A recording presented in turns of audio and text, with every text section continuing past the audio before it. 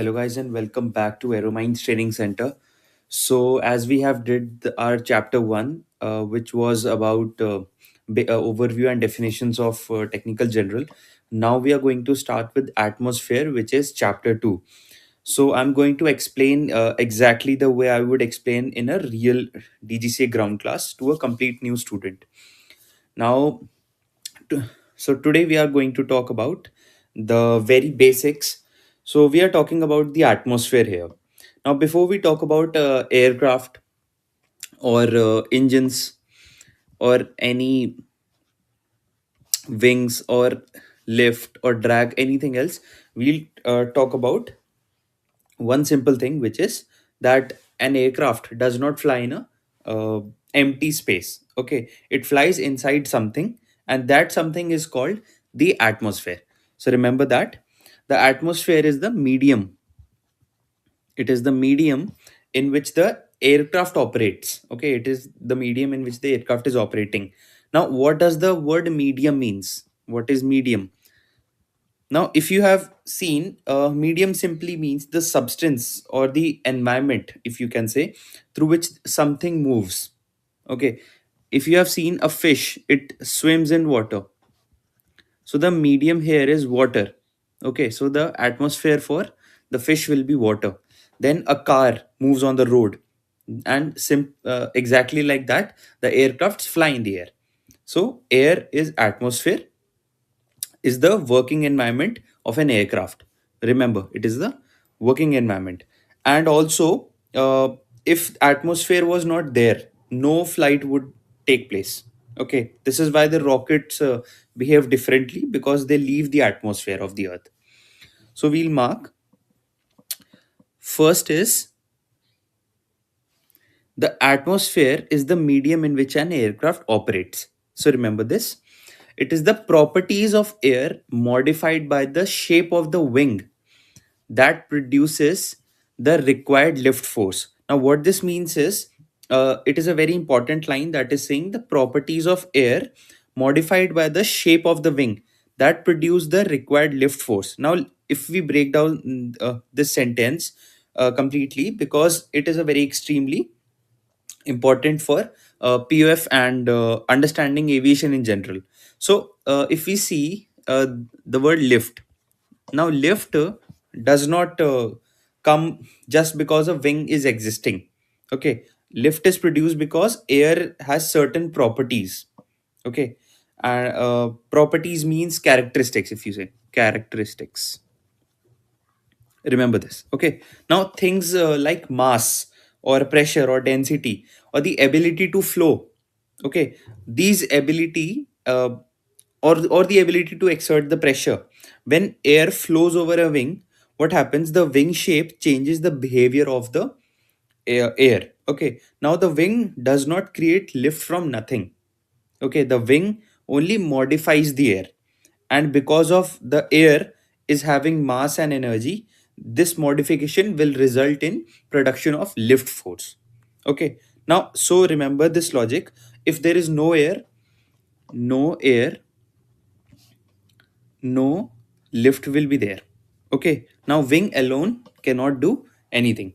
So remember, it is the properties of the air which is modified by the shape of the wing that is producing lift force. Okay, a wing alone cannot produce lift. Now the most important atmospheric property affecting lift is the air density. Okay, now density is often described as the thickness of the air. Okay, I want you to understand this very clearly, that density does not mean how dirty the air is. It does not mean how dirty the air is or how visible it is. Okay, density means how much air mass is present in a given volume. Mass per unit volume, the formula. So according to that, how much mass is present in a given volume. Now if you imagine two identical boxes which are looking the same, what happens? One is filled with more air molecules and the other is filled with fewer air molecules. Now the box with the more molecules will have a higher density. Okay, and that air is said to be thicker. So according to that, the box which has more molecules will be more denser. Okay. Now remember, the most important atmospheric property is the air density. It is often described as the thickness of the air. Okay. So now we come to a very important idea called the air density and mass flow. Now let us first understand the key fact that if air density decreases, the mass of air which is flowing over the aircraft per unit time also decreases. Now let us understand this very slowly. What happens? Mass flow means how much mass of air passes on the wing in 1 second. Okay, so remember it like that. Now the unit will be uh, kgs per second. And you may not see this term directly written in many of the POF books, but the concept is always there. Even if DGCA is asking you, they'll not ask you directly. The logic is tested indirectly in some of the questions. So remember, the key fact is that if air density decreases, the mass of the air which is flowing over the aircraft per unit time will also decrease. Got it? Now, if you imagine the aircraft is flying at a certain speed, okay, and if the air is dense, many air molecules are flowing over the wing every second. Okay, now that means mass flow is high. Got it? Now, if the air is thin now, fewer molecules of will flow over the wing every second, and that means the mass flow is low. So when the density decreases, mass flow will decrease automatically. Remember that. Okay, when density decreases, mass flow decreases accordingly. Okay, now here comes a exam relevant thinking. A certain mass flow of air is required to produce necessary lift. Okay, now what happens? The lift is basically, it is not magic. The lift requires an interaction between the wing and the air. When the air flows over the wing, then only the lift is going to be produced. Okay, now what happens if the required mass of the air does not flow over the wing every second? The wing could not be able to generate enough lift to balance the weight. Okay, so what happens when the air density decreases? The mass flow reduces, and if the mass flow reduces, the lift reduces. Now the aircraft has a problem because weight has not reduced, weight remains the same. So what does the aircraft do to solve this problem? So now to maintain the same lift in a lower density, the aircraft must increase the speed through the air. And remember this, it is very important. When density is low, the only way to increase the mass flow increase the only way to increase the mass flow is increase your speed. Okay, increase your speed when the density reduces. Now speed means more air is passing over the wing per second. More air will be passing over the wing in the same time. Now, even though the air is thin with low density, higher speed compensates by increasing the total mass flow. If you can understand that, okay. Now, higher speeds increase the airflow over the wing and restoring the mass flow, and therefore restoring the lift. Now, this is why at high altitudes, what happens? Aircraft have to fly at a higher TAS, which is true airspeed. We'll talk about it later. This is why the takeoff distance increases on hot days and at high altitude airports. Remember this also, and it is also why the performance calculations are based on the density altitude. If you want to study about density altitude and all, you guys can watch the chapter 3 of meteorology. Then comes the always link density with the mass flow, speed, and lift in your mind. Okay, remember that. Now we'll mark. Now this concept of mass flow, which is kg per second, is not always directly studied in POF, but kept in mind uh, because it greatly improves your overall understanding. Now we'll see A certain mass flow of air is required to produce a necessary lift, as we know. Now, when the air density is decreasing, the mass flow will reduce. Now, if you want to maintain the same lift and same mass flow in a lower density air, you have to increase your speed. Because when you increase your speed, then only the same amount of molecules will be traveling over the wing. So, higher airspeed increases the airflow, restoring the mass flow and therefore the lift. So, this is the reason why we increase the speed in a lower density condition. Now, we move to the physical properties of the air. Okay, now it is written first, air has mass. Okay, this may sound very obvious, but many beginners subconsciously think that air is weightless, and air is a substance, therefore it has mass, and anything that is a substance, it has a mass. Okay, even though air is very light compared to solids or liquids, the mass is anything that is significant in air, that is the mass of the air. Now what happens if air had no mass? Wind would not be able to push objects, and wings will not be able to generate the lift. Okay, now because air is having mass, a moving mass of air possesses kinetic energy, and kinetic energy basically means the energy which is possessed by the motion. Okay, now it is basic physics which we studied in the last chapter. Now anything that has mass and velocity will have kinetic energy. Okay, now we have given an example here.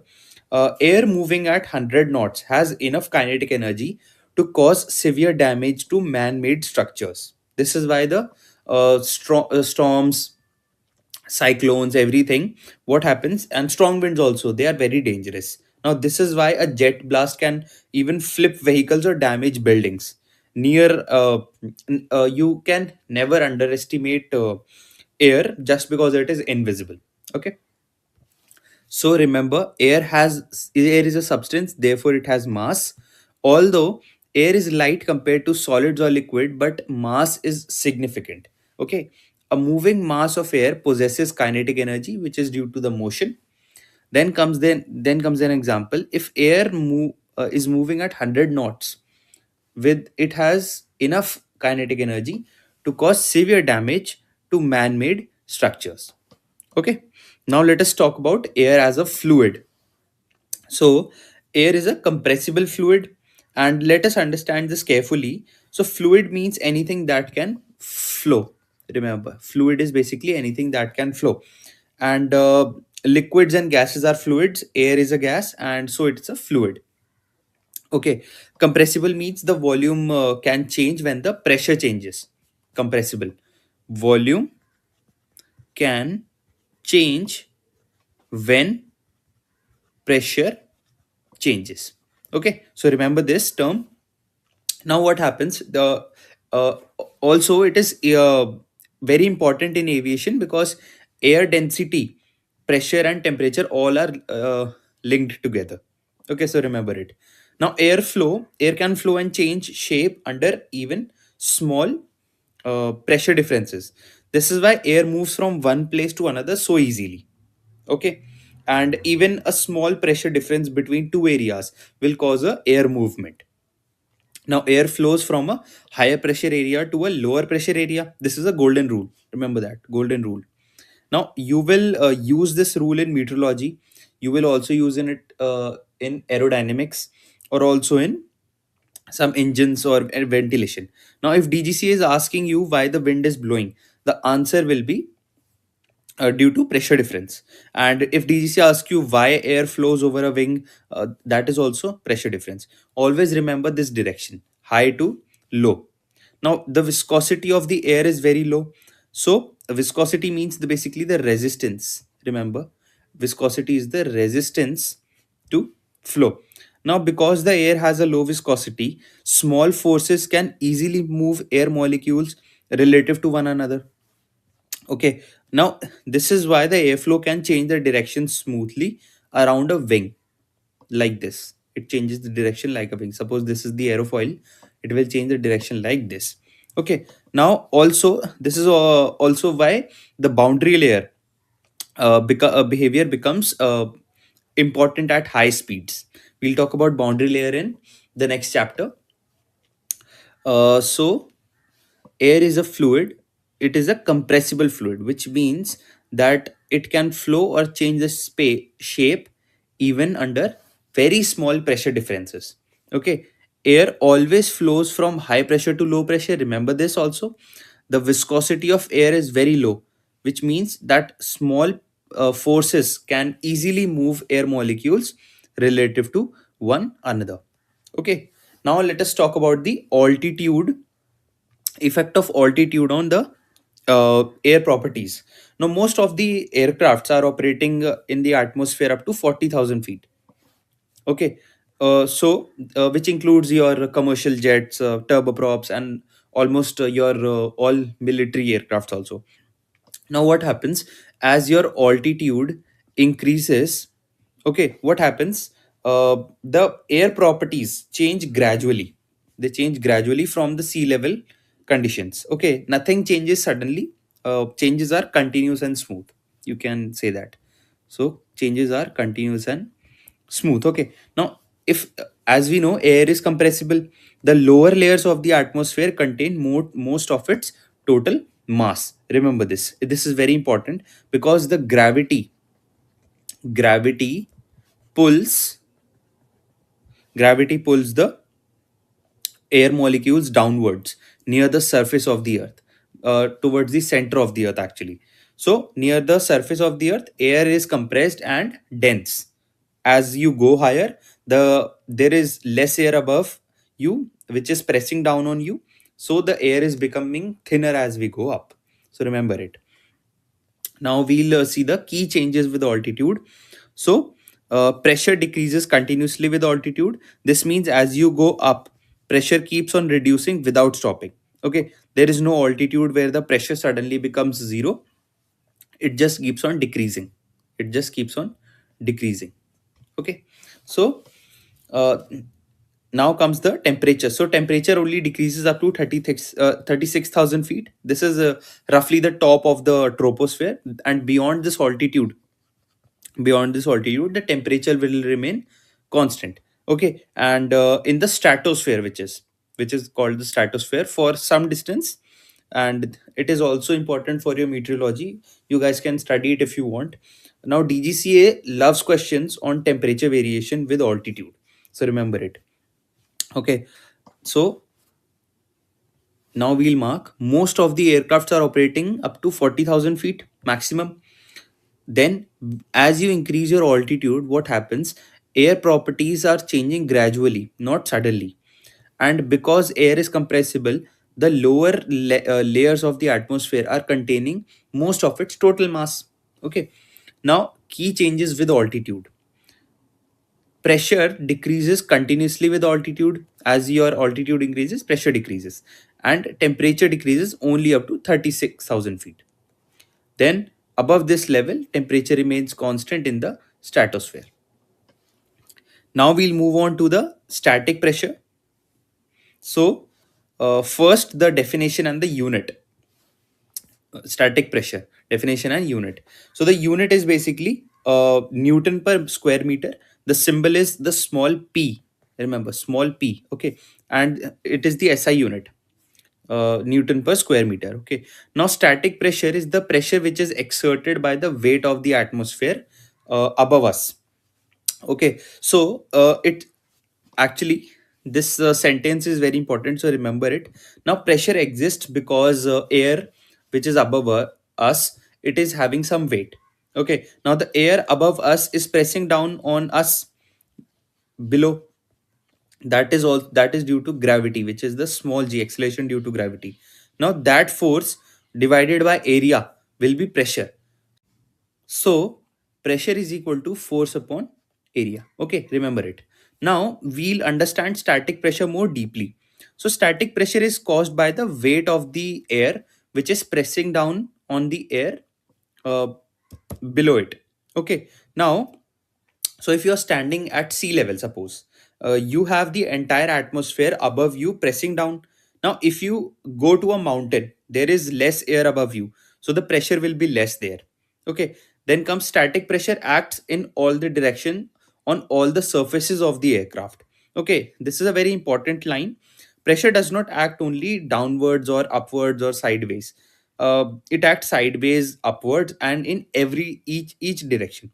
This is why the cabins can be pressurized, and why the structures of the aircraft will experience pressure loads. Okay, now we'll see a diagram for reference image. So this is how static pressure acts. Remember this. Okay, from all the directions you can see that. Okay, so now then comes the lower the altitude, the greater the static pressure. This is logical because more air is above you. Higher altitude means less pressure. Got it. Now, it is called static pressure because the air exists due to the stationary presence of the air. It exists due to the stationary presence of the air. Now, even if the air is not moving, static pressure will exist. Static pressure will exist. Remember this. If even if the air is not moving. Now wind is not required for the static pressure. Remember, wind is not required. An aircraft always experiences the static pressure whether moving or stationary. Now even when the aircraft is parked on the taxiway or on the apron or anywhere, static pressure is still acting on it. This is why altimeters can work even when the aircraft is not moving. Okay, so we'll mark in this first the unit, which is Newton per meter square. Then comes the symbol, which is small p. Static pressure is the pressure which is exerted by the weight of the atmosphere above. Now, static pressure is caused by the weight of the air which is pressing down on the air below it. It acts equally in all the directions. We saw the diagram also. The lower the altitude, the greater the static pressure. Okay, and it is called static pressure because due to the because it exists due to the stationary presence of the air. Okay, then comes an aircraft always experiences static pressure whether it is moving or stationary. Okay, now we'll move to the pressure units which are used in aviation. So the SI unit of Newton, the SI unit is Newton per square meter. 1 Newton per square meter is equal to 1 Pascal. Remember this, a very small unit. That is why in aviation we do not use plain pascals. Okay, in aviation, the pressure is commonly expressed in hectopascals. Hecto means 100, and 1 hectopascal means 1 millibar. And now, the millibar is an older unit actually. Millibar, older unit. We do not use it now, but it is still widely used and accepted in aviation. Now we'll move to the standard sea level pressure. Now the average sea level static pressure is approximately 1000 hectopascals. In exams, you may also see the value of 1013.25 hectopascals, which is accurate for the standard pressure. Now do not get confused. 1000 is actually an approximate value, while 1013 is ICAO standard value. Okay, now in some countries in which they're still using inches of mercury, sea level pressure is approximately 30 inches of mercury. Now actually this unit is coming from the barometer measurements, which are using mercury columns, the thermometer barometers. Now comes the now finally remember this important point. Static pressure at a given altitude varies daily due to the changing weather systems. Now, what this means is that the pressure is not fixed. Okay, the pressure is not fixed, and high pressure systems and low pressure systems are moving around the earth. They are moving around the earth, and it is the reason why the altimeter settings change daily. Okay, this is why the QNH changes. This is why the pilot has to update the pressure settings before the flight. Got it? So remember, the SI unit is Newton per square meter for static pressure. 1 Newton per meter square is equal to 1 Pascal, which is a very small unit. So in aviation, we use hectopascals. Hecto means 100, and 1 hectopascal is equal to 1 millibar. Then comes the standard sea level pressure. So the average sea level pressure is 1000 hectopascals. In countries which are using inches of mercury, sea level pressure is 30 inches of mercury. And remember, static pressure at a given altitude varies daily due to the changing weather systems. That is the reason why the altimeter shows different values each day. Okay, so remember, the atmosphere is not constant, it is dynamic. Okay, it is changing. Understanding these will make your meteorology, navigation, everything much easier later. So that is it for our chapter 2's part 1. We'll see you in the next one. Now the chapter is divided into 3 or 4 parts, but we'll soon complete it. Thank you.